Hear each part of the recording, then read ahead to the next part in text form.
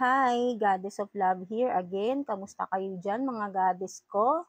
Anong meron sa atin today? So yeah, another reading na naman tayo today for the collective. So no zodiac signs tayo, right? No? So meron tayo today na mga i-discuss topic or situation na pwedeng makaresonate sa inyo mga collective. So let's see, let's get 3 cards dito na pwede nating i-discuss today. So yeah, tignan natin. Universe, please. Holy Spirit, I need 3 cards. So meron nang lumabas, mamaya na. So okay, one more please. One more card please. One more card. Please, one more card. Pwedeng situation ang makukuha natin or message from God or universe. Pwedeng scenario, kung sinong makaka-resonate. Tignan natin. One more card, please. Universe, please. Holy Spirit, I need one more card. Tignan natin. One more card, please. So meron nang lumabas. So, tingnan natin kung anong nakuha nating mga cards. So, we have this. When the time is right, I, the Lord, will make it happen. So, tingnan natin tong pangalawa. So, where there is unity, there is always victory, no? So, and the last one, you are strong to not take the action. So, yes. So, sinasabi sa inyo, for some of you, na ang message sa inyo ni God, ni universe is, when the time is right, I, the Lord, will make it happen. So, for some of you, maybe, collectives, meron kayong hinihintay na something, no? Or meron kayong mga wishes, may mga dreams kayo na gustong ma-achieve, no? Gusto nyong ma-reach, no? You have goals to reach, no, na iniisip nyo. And then, sabi ni Lord is, when the time is right. So, maybe, right now, for some of you nga, baka kino-question nyo, bakit I'm working hard naman, bakit ganito, hindi ko pa rin na-achieve, bakit ganito pa rin, walang nagbabago, no?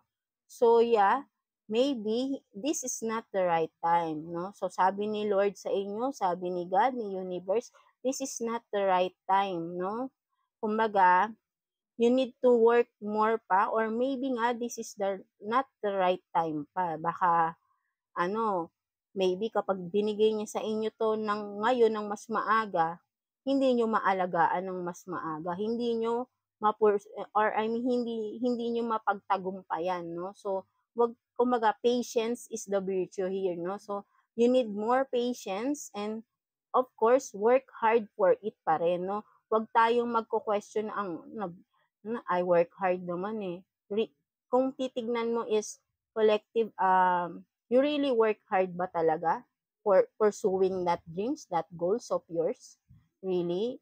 You have to be mindful din kung baga hinay-hinay lang din tayo sa pagsasalita, baka minsan baka naninisi na tayo, nasasabihin natin, grabe naman pagtatrabaho, ganito, ganyan, di ba? Hindi naman, kumaga lahat naman ng hard work natin is nakikita naman ni Lord eh. So, we need to be patient lang. Kasi syempre, kumbaga, hindi naman sa kumbaga, lahat naman tayo, nagagrant naman ni Lord eh. Kung hindi lang natin namamalayan, minsan, ito pala, kahit simple lang yan, binigay sa iyo ni Lord.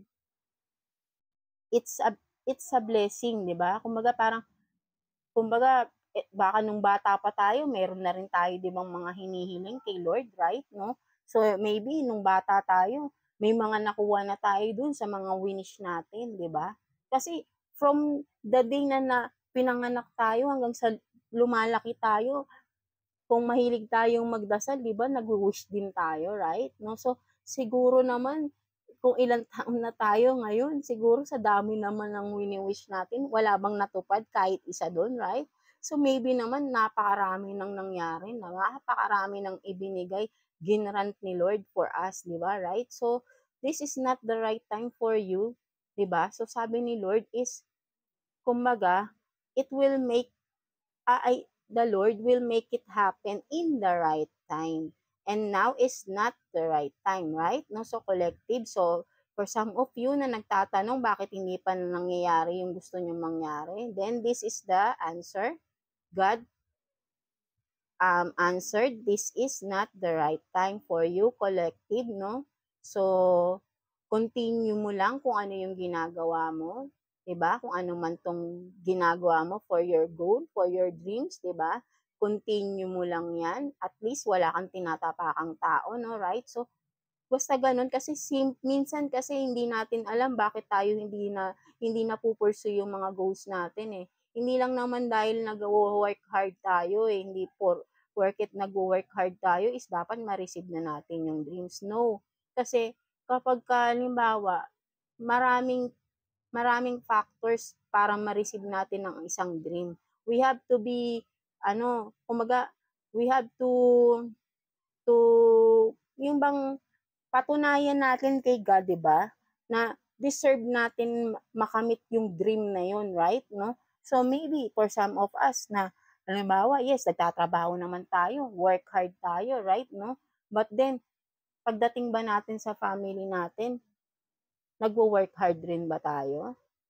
For some of us, baka nagwo-work hard tayo para lang sa sarili lang natin, but then hindi naman tayo nagbibigay para sa iba, right?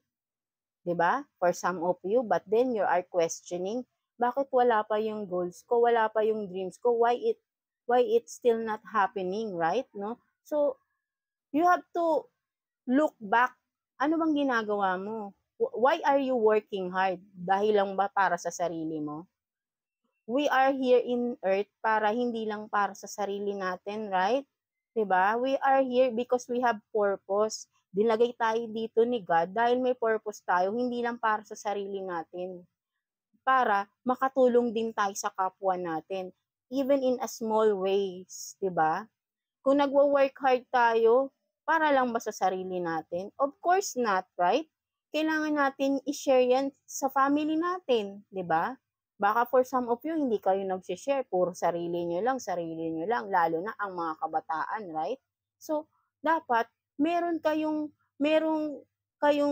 kumbaga, hindi lang pansarili, di ba? Kasi parang pagiging selfish na yun eh. We are here kasi meron tayong family, we have loved ones, di ba? Na dapat tinutulungan din natin even in a small ways. But syempre, hindi naman lagi tayong tutulong dahil baka wala nang matira sa atin, right? So we have to be balanced, right? No? So baby, you are not balancing yourself. Baby, lahat ay parang kabig ka lang ng kabig.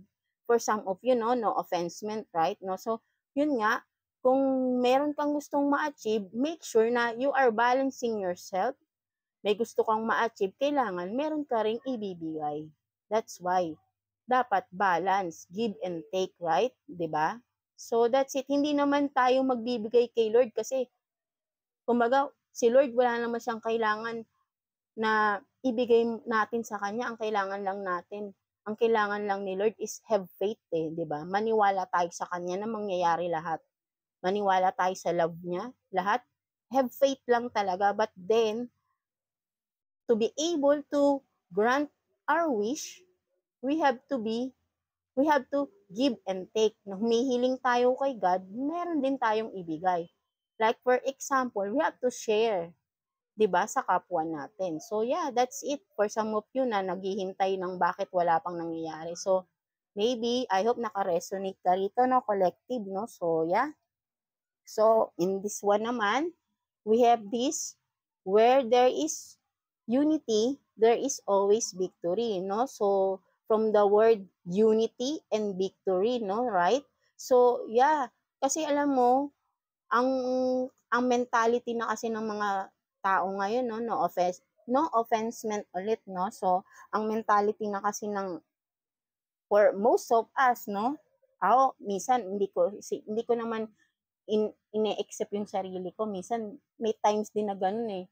Kapag why? Bakit tayo may mentality na minsan hinihila natin yung pababa yung isang tao? Kasi meron tayong insecurities, envy tayo, envious, right? Meron tayong inggit sa kapwa. And that's not what we have to sustain, di ba? Kasi, paano tayo magkakaroon ng unity? I mean, kailangan may unity tayo para maging victorious tayo lahat-lahat, no? Hindi lang isa, 'di ba? Kumbaga, sama-sama tayo maging maunlad, hindi lang yung iisa kasi minsan karamihan talaga sa atin lalo na pagdating sa money, right? Kasi pag money, parang kakabigin mo yan eh. Whatever it takes, kailangan sa akin yan eh, right? No? So, dapat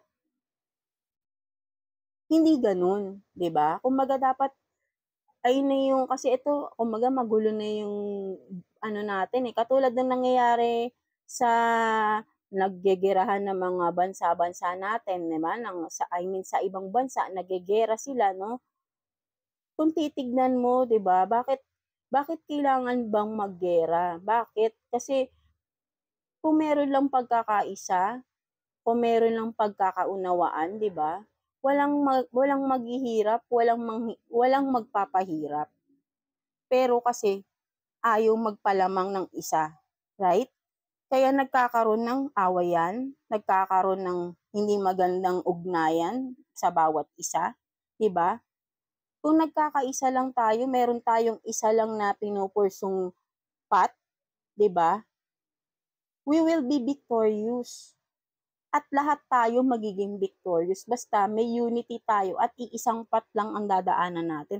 Kasi alam mo, upon reading, etong while nung ano ba yan? Alam niyo na excite ako, no, collectives, no? Hindi, kasi alam niyo, etong nag-start akong mag-reading, alam niyo, kasi sabi ko nga, bakit ganun, no? Parang halos lahat pala ng nagiging problema natin is mostly is love. Karamihan sa, 'di ba? Kung mapapansin niyo, bakit lahat ng readings is more on love, 'di ba? Bakit heartbroken, ganyan-ganyan? Why?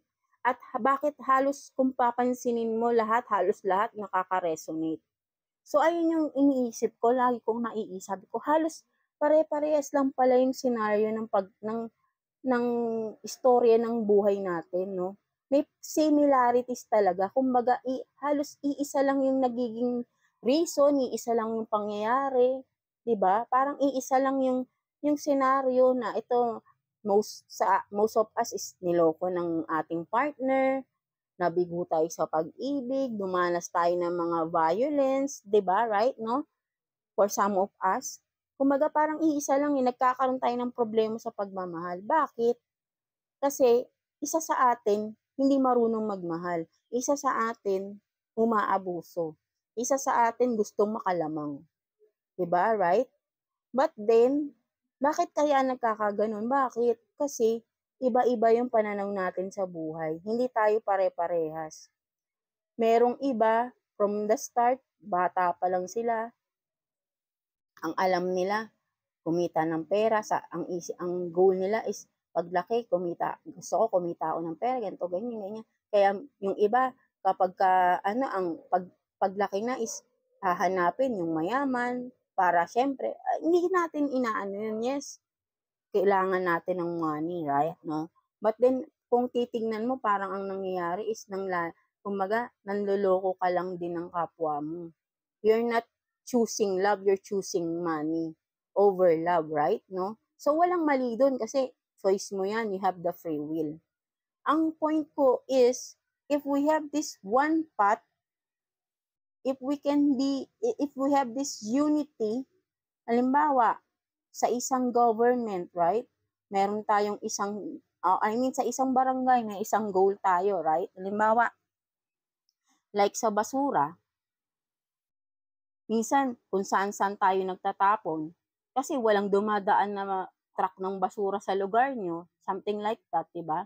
So, kung saan-saan na kayo nagtatapon, diba?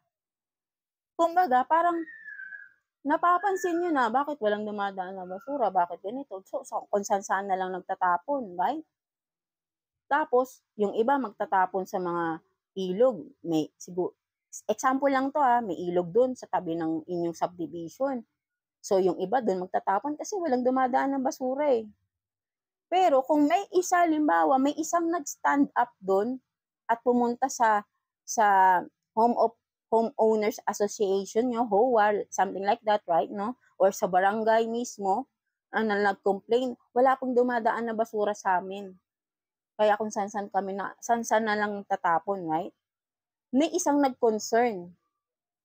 But then, yung nag-concern na yun is hindi pinansin. So, what's the result? Wala. Nga, right?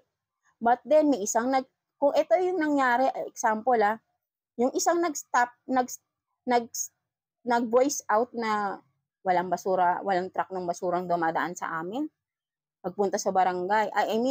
Nagpunta siya, example, pumunta siya sa kapitbahay, ba't walang dumadaan na basura sa atin? So, yung kapitbahay is wala rin pakialam, no? So, ikaw lang yung may concern, ikaw yung nagsumbong, and then, after that, ang barangay is, example lang to ang barangay is wala rin pakialam, no? So, walang nangyari. But then, ito naman, ang second scenario, ikaw may concern, nagpunta ka sa mga kapitbahay mo, bakit walang dumadaan ng basura? And then, your kapitbahay is may concern din. Oo nga, wala. So, nagkaisa kayo, lika, punta tayo sa barangay. Punta tayo. So, marami kayo, right? Pumunta kayo sa barangay. So, nakita ng barangay, ay, ang dami nyo. So, yung barangay, napaisip, ay, ang dami nagre-reklamo. So, ngayon, ikilos yung barangay, di ba? Kasi nung una, isa ka lang kaya hindi ka pinansin. Alam mo naman, ang government, di ba? So, kung nagkakaroon ng unity, di ba? Nagsasama-sama tayo sa isang rason, then things will be possible, di ba? So, ngayon, nagsama-sama kayo, nagreklamo. And so, yung barangay, tumugon. And now, may truck nang dumadaan sa inyo, right? Parang ganun lang yun, no? So, example ko lang yung collectives, no? So, para sa akin, if we have this unity, then, together, we can be victorious, right? Walang laglagan, 'di ba? Sa community, sa family rin, 'di ba, right? Kasi family tayo, dapat hindi tayo naglalaglagan. Kung mayroong na-achieve ang isa, be proud. Hindi yung sisiraan pa natin sila kasi kung tayo naninira tayo ng kapwa, in the future babalik din sa atin 'yan All that we said and done na negative sa ating kapwa is, yes, there is a backfire. Trust me, there is, no? Kaya wag kayong magsasabi man lang ng negative sa kapwa nyo. Please, collective, kasi alam nyo, meron talagang backfire.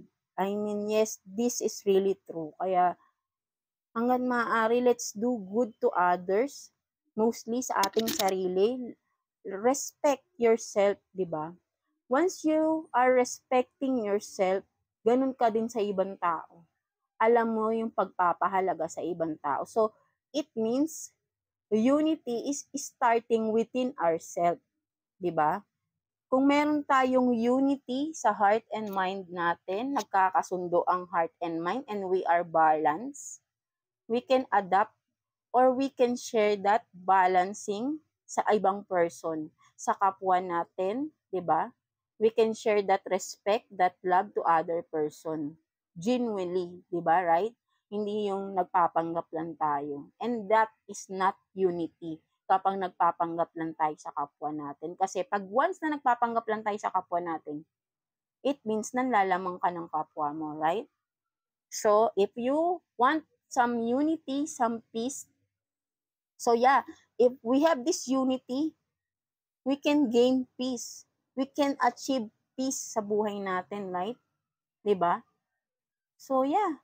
So, I hope na may naka-resonate din, no? So, yeah, 'di ba? And last one natin is, you are strong to not take the action. So, yeah. So, no, for some of you, no, baka may nagtatanong sa inyo dyan na gagawin ko na ba to?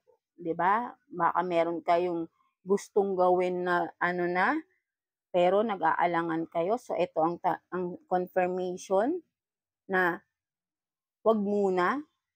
Maybe you have to take more time to analyze that, whatever it is na gusto mong gawin, gusto mong simulan. Gain more knowledge pa para once na ready ka na, or gain more knowledge, details about it, 'di ba? Study more, kung ano man 'yan, para malaman mo, ikaw din mismo sa sarili mo, malalaman mo pag ready ka na eh. But then, kapag alanganin ka, it means you're not ready, right? So, once na-feel mo sa sarili mo, you are ready, it means you gain more enough knowledge about it, right?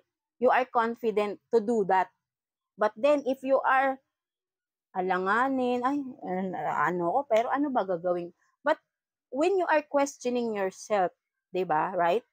It means you're not ready. So don't take the action, right, collectives? So yeah, that's it, collective. So it's a confirmation for you, for some of you that are questioning if you are to pursue that kind of whatever it is of you are doing right now. Collectives is this is the confirmation for you na not to take action right now. So maybe you have to gain more knowledge about it, study more, research, do a research to be able to progress your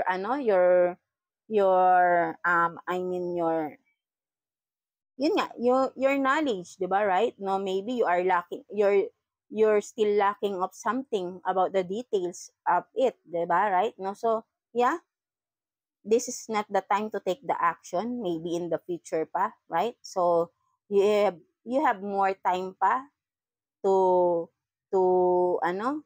make it more detailed, make it more to gain more clarity about it, or kumbaga para mas lalong, kumbaga, mas mahasa mo ng mahasa kung ano man ito, di ba? Kailangan yung, kumbaga, hindi naman perfect because nobody's perfect, only God, right? No? So, yun nga, kumbaga, kailangan, yung ready ka na, confident ka na, hindi yung kina-question mo yung sarili mo, right? No? So, yeah, that's it, collective. So, I hope na may naka-resonate sa ating mga topics today, no? So, until next topics tayo, no? Kung ano, whatever it is, topic, or may mga questions kayo, no? Until next reading natin. So, yeah. Thank you for watching, mga collectives natin. So, and yes, please like and subscribe sa ating channel. And yes, I hope to see you again soon sa ating next reading. And yes, collective, thank you for watching, collectives. And God bless you all.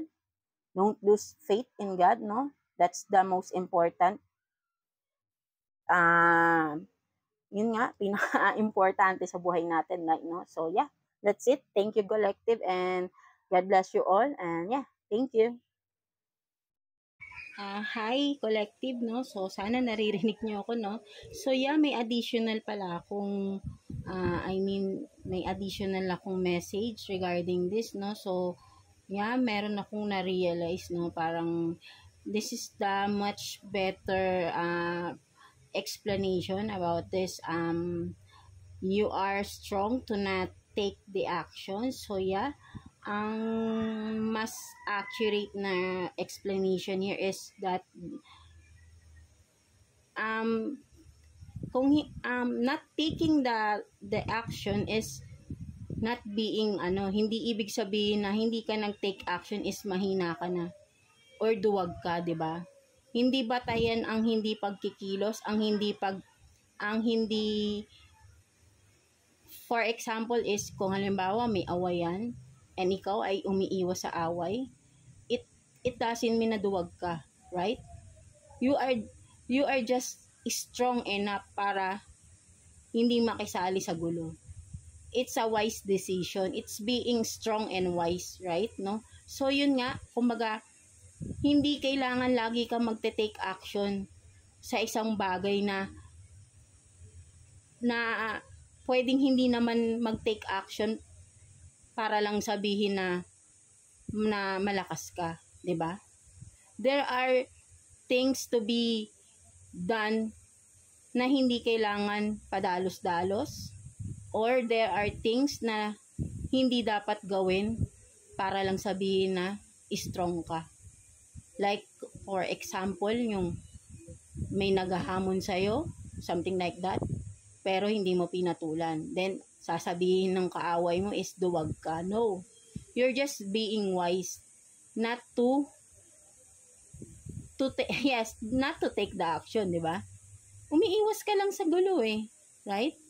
Ayaw mo ng gulo. You're just choosing peace of mind over what? Over chaos? Over dun sa kaguluhan, right?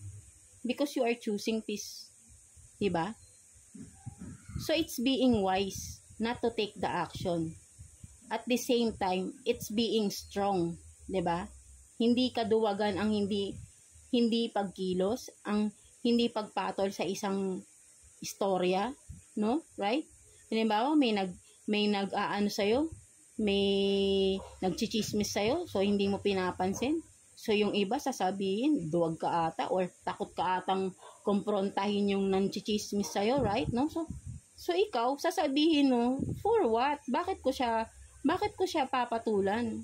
Eh, alam ko naman sa sarili ko na hindi totoo yung sinasabi niya. So bakit ko papag-aaksaya ng panahon, no? You're just being wise, right? Not choosing to fight. For what? It's nonsense, right? No? So, yeah. That's it. So, ito yung additional ko dun sa yung aking pag-explain kanina, no?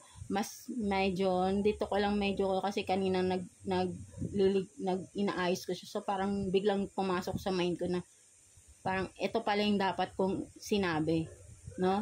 It's not being duwag kung hindi ka magte-take action sa isang bagay.